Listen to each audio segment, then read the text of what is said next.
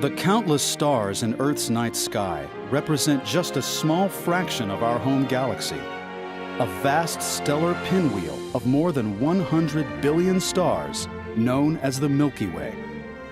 When viewed from a distance, our galaxy appears immense, a teeming mass of tiny, glittering points of light, gas, and dust.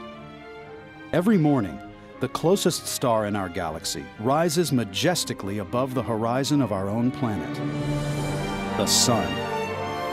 Located just 93 million miles from Earth, our Sun is a 1.4 million kilometer ball of exploding gas, blasting out massive amounts of radiation at all wavelengths.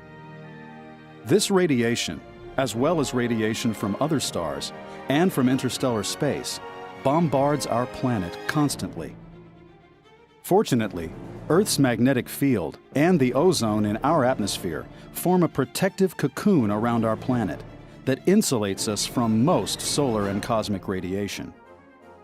Even with the protection of our atmosphere and magnetosphere, the effect of radiation on our bodies is apparent to anyone who has spent too much time outdoors. But what happens to our bodies when we leave the surface of Earth to travel in space or visit the International Space Station?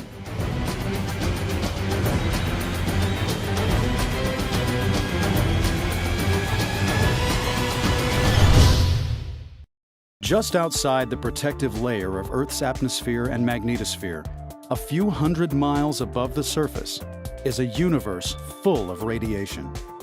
In addition to the solar radiation, X-rays, and gamma rays that we experience here on Earth, astronauts are exposed to even more dangerous forms of radiation once they leave our planet. What we're concerned with for the astronauts is space radiation, which is cosmic rays that originate either from the sun or from all the stars in our galaxy, so they're called galactic cosmic rays. Galactic cosmic rays are bare atomic nuclei, some as heavy as iron atoms, accelerated to nearly the speed of light as they hurtle through interstellar space. Because of their high velocity, high mass, and positive electric charge, galactic cosmic rays cause tremendous damage to human cells. That's because when a particle of ionizing radiation penetrates the human body, it knocks electrons off of the atoms it encounters on its path through the body. Wherever the particle goes, those cells are going to be highly damaged, which is different from other types of radiation. Ionized radiation can also damage DNA, most often destroying both strands of the helix. The resulting damage and mutation of human cells and DNA can lead to future health problems like cataracts, cancer, and damage to the central nervous system. We are still learning about space radiation and its damaging effects on the human body. Until we know more about how human biology is affected, we do not know how many days humans can remain in space or how to protect them, especially during extended stays on the Moon or long-duration flights to Mars and other planets. One of the most valuable resources we have for studying the effects of radiation in space is the International Space Station. Research into the effects of radiation has been conducted on the station for several years. Some of the experiments that have been performed include studies on how radiation affects cells and tissue, medicines, and food. Before experiments can be flown in space, scientists on Earth must be able to conceptualize, create baselines, and develop models to test their theories. The Brookhaven National Laboratory in Long Island, New York, is the Earth-based analog of the International Space Station. We can supply the kind of environment, not microgravity, not vacuum of space, but it's the closest you can get on Earth to mimic the sort of radiation environment that exists in space. The Brookhaven National Laboratory includes a suite of particle accelerators and colliders. The facility is also home to the NASA Space Radiation Laboratory, or NSRL. We take a particle beam that is either proton or heavy ion, and we accelerate it up to energies that are characteristic of the cosmic rays. And we use that particle beam to irradiate samples of cells and instrumentation, and we see what the effects of that space radiation is likely to be. The types of radiation we experience on Earth, such as gamma rays and X-rays, are relatively low-energy forms of radiation. Although dangerous, they are not as difficult to shield against as high-energy radiation galactic cosmic rays, which can penetrate not only human skin and tissue, but also spacesuits and spacecraft. Radiation exposure on the Moon is very different from that in low Earth orbit. When astronauts travel to the Moon, they will leave behind the relative safety of the Earth's magnetosphere.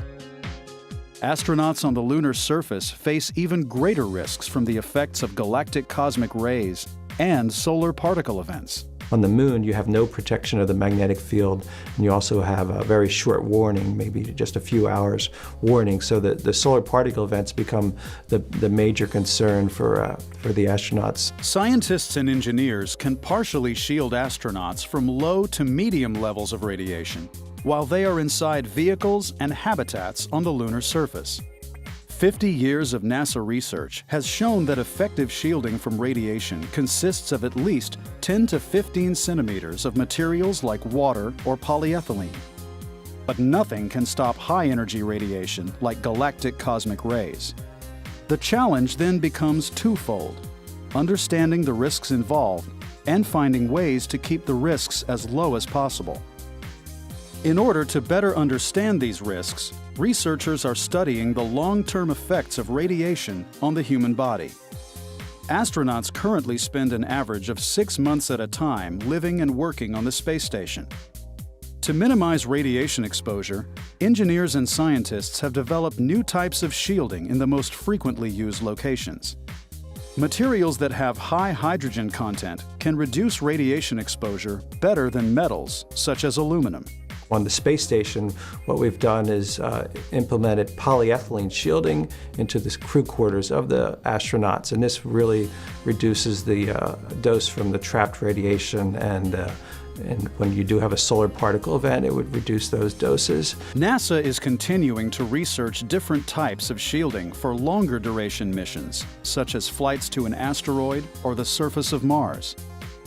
To be effective, the shielding must have enough mass to prevent the majority of radiation from entering the protected area.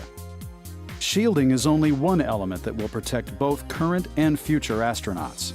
Nutrition, such as antioxidants from fruit and vegetables, as well as medicines, may also play an important role.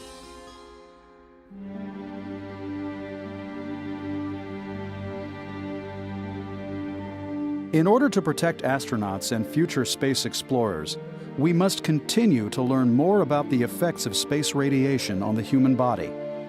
Understanding space radiation will not only help us protect the crew on the space station, but also those first humans that will take the next steps in the continued exploration of our solar system.